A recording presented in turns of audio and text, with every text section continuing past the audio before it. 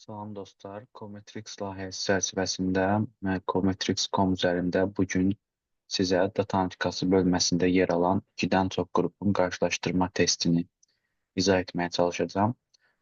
Deməli dostlar, biz bundan öncəki 2 videoda təsvir edici analitika və 2 qrupun qarşılaşdırması üzərində bəzi mövzulara giriş etmişdik. Ancaq bugünkü videoda isə sadəcə 2 qrupla deyil, 2-dən çox qrupun olduğu halda istifadə edəcəyimiz test haqqında, yəni One Way ANOVA testi kimi bilinən e, F-test haqqında məlumat verməyə çalışacağım.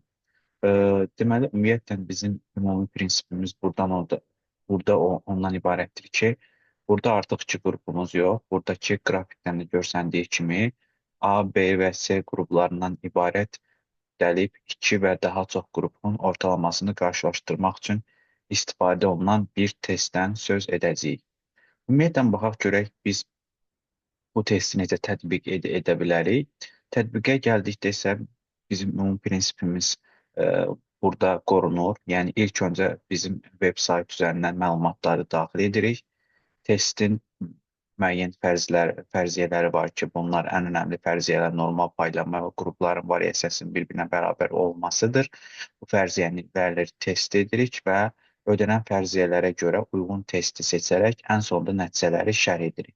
Ümumi prinsipimiz bütün analitik prosedurda qorunur və demək olar ki, bu önəmli 4 addımdan ibarətdir. Bugünkü istifadə edəcəyimiz dataset isə daha öncəki datasetlə eynilik təşkil etməkdədir ki, mövzu daha ətraflı və daha müqayisəli başa düşülsün deyə eyni dataset üzərindən davam edəcəyik. Bizim smartphone datasetimizi ilk öncə veb saytımıza daxil edirik. Veb saytımıza daxil etdikdən sonra biz burada asılı dəyişən dediyimiz, yəni müqayisə etmək istədiyimiz dəyişənin nə olduğunu seçirik. Bu normalda kəsilməz bir dəyişən olur, hansı ki biz onun ortalamasını hesablaya bilirik. Bu qiymət dəyişəni olsun.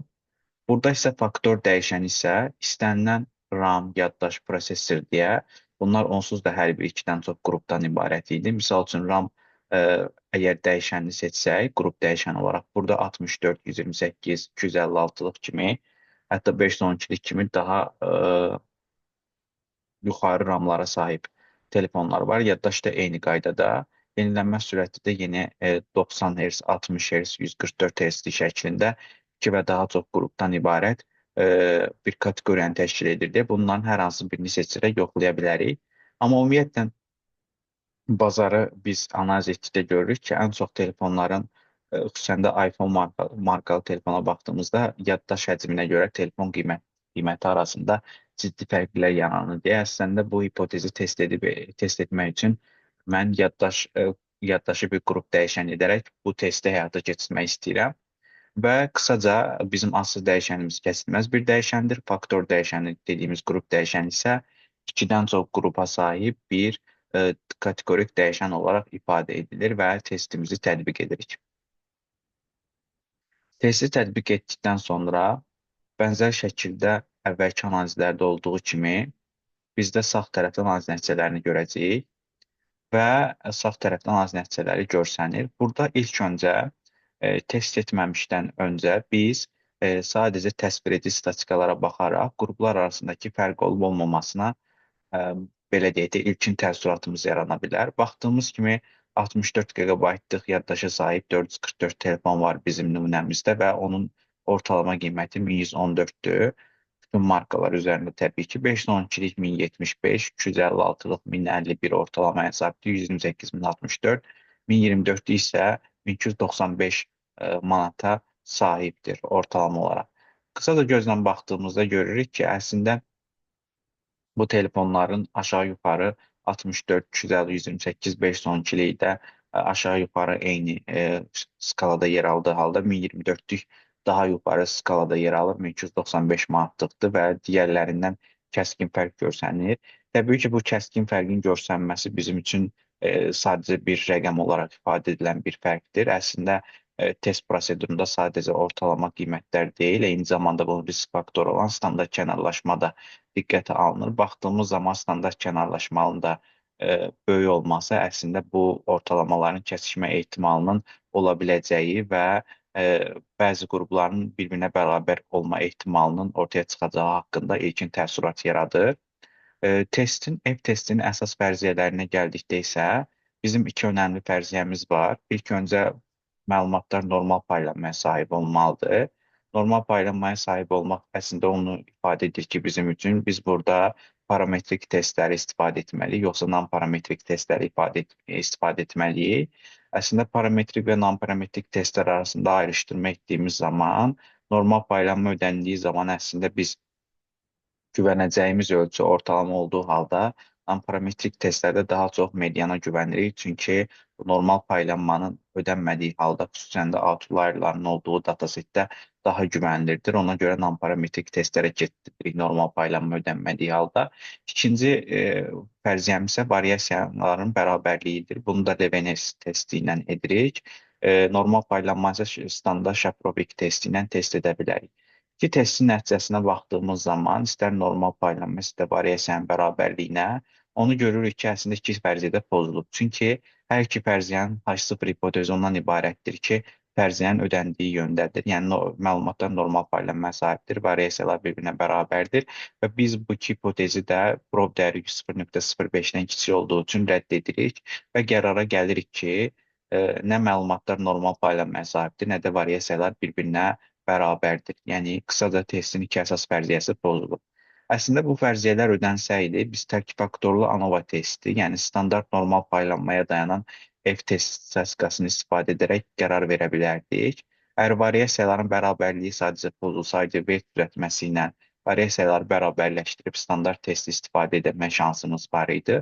Ancaq gördüyümüz kimi testin önəmli fərziyyələrindən biri olan normal paylanmanın pozulması parametrik testlərin istifadə edilməsinə böyük bir limit yaratdığından biz bu testin non-parametrik qarşılığı olan Kruskal-Wallis testinin nəticəsinə güvənməliyik və bu testin nəticəsinin statistikası 30,151 əldə edilib və prob dəyəri 0,05-dən kiçikdir.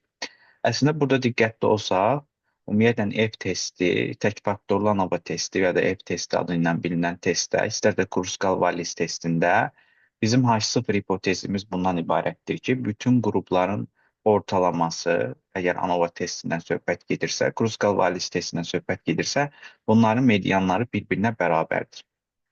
Ancaq H0 hipotezi rədd olunduğu halda biz qərara gəlirik ki, ən az bir qrupun ortalaması digərlərindən fərqlidir. Ancaq bu şəkildə hipotezin rədd olunması çox təəssüf ki, bizə hansı qrupdan qaynaqlı olaraq ortalamanın pozulduğu haqqında dəqiq informasiya vermir. Deyək ki, əgər biz burada prob dəyərini 0,05-dən kiçik əldə etmişik, ancaq hansı qrupdan qaynaqlı olaraq ciddi şəkildə ortalamadan ya da medianda fərq var, bunun qərarını verə bilməyiz. Test sadəcə bizə hər hansı bir qrupdan qaynaqlı olaraq, deyək ki, 5 qrupumuz var, bunların birindən də qaynaqlı olaraq, ikisindən və ya da 5-dən də qaynaqlı olaraq median və ortalamanın bir-birindən fərqli olduğu qərarını verməyimizə kömək edir. Ancaq hansı qrupdan qaynaqlı olaraq ortalamada fərqlilik yarandığı haqqında məlumat vermir. Ona görə normalda ANOVA testi və ya da Kruskal-Wallis testindən sonra ikili qarşılaşdırma testi dediyimiz post-hoc testləri istifadə olunur. Və post-hoc testləri əgər parametrik testi seçmişiksə, tək faktorlu ANOVA testi, bu zaman TÖK testini istifadə edərək biz ikili qarşılaşdırma edərək hansı qrupdan qaynaqlı olaraq ortalamada fərq yarandığına qərar verə bilərik. Əgər Kruskal-Wallis testini seçmişiksə, non-parametrik test, o zaman bizim istifadə edəcəyimiz ikili qarşılaşdırma testləri də non-parametrik olmalıdır. Bu zaman non-parametrik ikili qarşılaşdırma testi olan DANS testini istifadə edə bilərik. Qısaca biz burada Kruskal-Wallis testinə qərar verdiyimiz üçün istifadə edəcəyimiz ikili qarşılaşdırma testi DANS testi olmalıdır. Gəlin ümumiyyətlə bütün biz buna danışdıqlarımızı eyni zamanda şərh şəklində də oxuyaq və nəzərdən keçirdək. Görək ki, ümumiyyətlə qərarımızın düzgün olub olmadığını cross-check edərək də burada siz eyni zamanda proqram təminatının köməyi ilə ya da qısaca burada dediyimiz onlayn platformada köməyi ilə qərar verə bilərsiniz. Baxdığımız zaman görürük ki, ikidən çox qrupların ortalamasını qarşılaşdırmaq üçün danışdığımız kimi iki önəmli fərziyyə normal paylanma və variasiyanın bir-birinə bərabər olması fərziyyələri yoxlanılır. Normal paylanma üçün Shaprovik testi istifadə olunub və P dəyəri 0,05-dən kiçik olduğu üçün %5 inam səviyyəsi normal paylanma sahib olmadığı qərarına gəlinir. bunu danışdıq. Bütün qrupların variasiyası bir-birinə bərabərliyi yoxlanılır və F testinin nəticəsinə görə də prob dəyəri %5-dən kiçik alındığı üçün qrupların variasiyalarının bir digərlərinə fərqli olduğu qərarına gəlilir. Nəticə etibarilə 2-dən çox örnəyin ortalaması qarşılaşdırmasında məlumatların normal paylanması fərziyyəsi ödənmədiyindən qeyri-parametrik Kruskal variasiya testi istifadə olunmuşdur. Biz bunu danışdığımız kimi cross-check etdiyimiz zaman da yazılan şərhlərlə birə-bir örtüşdüyünü görürük.